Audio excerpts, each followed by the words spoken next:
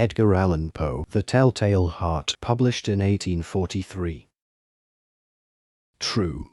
Nervous, very, very dreadfully nervous I had been and am, but why will you say that I am mad? The disease had sharpened my senses, not destroyed, not dulled them. Above all was the sense of hearing acute. I heard all things in the heaven and in the earth. I heard many things in hell. How, then, am I mad? Hearken, and observe how healthily, how calmly I can tell you the whole story. It is impossible to say how first the idea entered my brain, but once conceived, it haunted me day and night. Object there was none. Passion there was none. I loved the old man. He had never wronged me. He had never given me insult. For his gold I had no desire. I think it was his eye. Yes, it was this. He had the eye of a vulture, a pale blue eye, with a film over it. Whenever it fell upon me, my blood ran cold, and so by degrees, very gradually, I made up my mind to take the life of the old man, and thus rid myself of the eye forever. Now this is the point. You fancy me mad. Madmen know nothing. But you should have seen me. You should have seen how wisely I proceeded, with what caution, with what foresight, with what dissimulation I went to work. I was never kinder to the old man than during the whole week before I killed him. And every night, about midnight, I turned the latch of his door and opened it, oh so gently. And then, when I had made an opening sufficient for my head, I put in a dark lantern, all closed, so that no light shone out, and then I thrust in my head. Oh, you would have laughed to see how cunningly I thrust it in. I moved it slowly, very, very slowly, so that I might not disturb the old man's sleep. It took me an hour to place my whole head within the opening so far that I could see him as he lay upon his bed. Ha! Would a madman have been so wise as this? And then, when my head was well in the room, I undid the lantern cautiously, oh, so cautiously, for the hinges creaked. I undid it just so much that a single thin ray fell upon the vulture eye. And this I did for 7 long nights, every night just at midnight, but I found the eye always closed, and so it was impossible to do the work, for it was not the old man who vexed me, but his evil eye. And every morning, when the day broke, I went boldly into the chamber, and spoke courageously to him, calling him by name in a hearty tone, and inquiring how he has passed the night. So you see he would have been a very profound old man, indeed, to suspect that every night, just at 12, I looked in upon him while he slept. Upon the 8th night I was more than usually cautious in opening the door. A watch's minute hand moves more quickly than did mine. Never before that night had I felt the extent of my own powers, of my sagacity. I could scarcely contain my feelings of triumph. To think that there I was, opening the door, little by little, and he not even to dream of my secret deeds or thoughts. I fairly chuckled at the idea, and perhaps he heard me, for he moved on the bed suddenly, as if startled. Now you may think that I drew back, but no. His room was as black as pitch with the thick darkness, for the shutters were close-fastened, through fear of robbers, and so I knew that he could not see the opening of the door, and I kept pushing it on steadily. I had my head in, and was about to open the lantern, when my thumb slipped upon the tin fastening, and the old man sprang up in bed, crying out, "Who's there?" I kept quite still and said nothing. For a whole hour I did not move a muscle, and in the meantime I did not hear him lie down. He was still sitting up in the bed listening, just as I have done, night after night, hearkening to the death watches in the wall. Presently I heard a slight groan, and I knew it was the groan of mortal terror. It was not a groan of pain or of grief, oh, no. It was the low stifled sound that arises from the bottom of the soul when overcharged with awe. I knew the sound well. Many a night, just at midnight, when all the world slept, it has welled up from my own bosom, deepening, with its dreadful echo, the terrors that distracted me. I say I knew it well. I knew what the old man felt, and pitied him, although I chuckled at heart. I knew that he had been lying awake ever since the first slight noise, when he had turned in the bed. His fears had been ever since growing upon him. He had been trying to fancy them causeless, but could not. He had been saying to himself, "It is nothing but the wind in the chimney, it is only a mouse crossing the floor, or it is merely a cricket which has made a single chirp." Yes, he had been trying to comfort himself with these suppositions, but he had found all in vain. All in vain, because death, in approaching him, had stalked with his black shadow before him, and enveloped the victim. And it was the mournful influence of the unperceived shadow that caused him to feel, although he neither saw nor heard, to feel the presence of my head within the room. When I had waited a long time, very patiently, without hearing him lie down, I resolved to open a very, very little crevice in the lantern. So I opened it. You cannot imagine how stealthily, until, at length, a single dim ray, like the thread of the spider, shot from out the crevice and fell full upon the vulture eye. It was open, wide open, and I grew furious as I gazed upon it.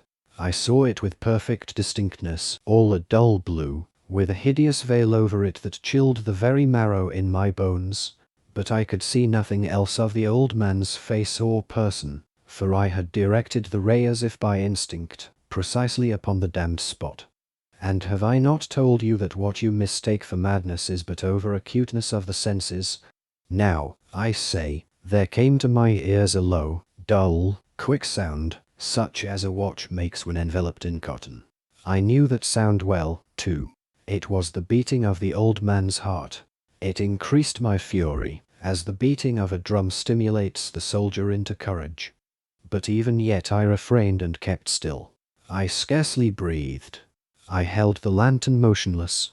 I tried how steadily I could maintain the ray upon the eye. Meantime the hellish tattoo of the heart increased.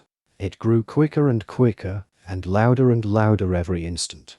The old man's terror must have been extreme. It grew louder, I say, louder every moment. Do you mark me well? I have told you that I am nervous. So I am. And now at the dead hour of the night, amid the dreadful silence of that old house, so strange a noise as this excited me to uncontrollable terror. Yet, for some minutes longer I refrained and stood still. But the beating grew louder. I thought the heart must burst. And now a new anxiety seized me. The sound would be heard by a neighbor. The old man's hour had come. With a loud yell, I threw open the lantern and leapt into the room. He shrieked once only. In an instant I dragged him to the floor, and pulled the heavy bed over him. I then smiled gaily, to find the deed so far done. But, for many minutes, the heart beat on with a muffled sound. This, however, did not vex me. It would not be heard through the wall. At length it ceased. The old man was dead. I removed the bed and examined the corpse. Yes, he was stone dead. I placed my hand upon the heart and held it there many minutes. There was no pulsation. He was stone dead. His eye would trouble me no more. If still you think me mad, you will think so no longer when I describe the wise precautions I took for the concealment of the body. The night waned, and I worked hastily, but in silence. First of all I dismembered the corpse. I cut off the head and the arms and the legs. I then took up 3 planks from the flooring of the chamber, and deposited all between the scantlings. I then replaced the boards so cleverly, so cunningly, that no human eye, not even his, could have detected anything wrong. There was nothing to wash out, no stain of any kind, no blood spot whatever. I had been too wary for that. A tub had caught all. When I had made an end of these labors, it was 4 o'clock, still dark as midnight. As the bell sounded the hour, there came a knocking at the street door. I went down to open it with a light heart, for what had I now to fear? There entered 3 men, who introduced themselves, with perfect suavity, as officers of the police. A shriek had been heard by a neighbor during the night. Suspicion of foul play had been aroused. Information had been lodged at the police office, and they, the officers, had been deputed to search the premises. I smiled, for what had I to fear? I bade the gentleman welcome. The shriek, I said, was my own inner dream. The old man, I mentioned, was absent in the country. I took my visitors all over the house. I bade them search well. I led them, at length, to his chamber. I showed them his treasures, secure, undisturbed. In the enthusiasm of my confidence, I brought chairs into the room, and desired them here to rest from their fatigues, while I myself, in the wild audacity of my perfect triumph, placed my own seat upon the very spot beneath which reposed the corpse of the victim. The officers were satisfied. My manner had convinced them. I was singularly at ease. They sat, and while I answered cheerily, they chatted of familiar things. But, ere long, I felt myself getting pale and wished them gone. My head ached, and I fancied a ringing in my ears, but still they sat and still chatted. The ringing became more distinct. It continued and became more distinct. I talked more freely to get rid of the feeling, but it continued and gained definiteness, until, at length, I found that the noise was not within my ears. No doubt I now grew very pale, but I talked more fluently, and with a heightened voice. Yet the sound increased, and what could I do? It was a low, dull, quick sound, much such a sound as a watch makes when enveloped in cotton. I gasped for breath, and yet the officers heard it not. I talked more quickly, more vehemently, but the noise steadily increased. I arose and argued about trifles, in a high key and with violent gesticulations, but the noise steadily increased. Why would they not be gone? I paced the floor to and fro with heavy strides, as if excited to fury by the observations of the men, but the noise steadily increased. Oh God! What could I do? I foamed, I raved, I swore. I swung the chair upon which I had been sitting, and grated it upon the boards, but the noise arose over all and continually increased.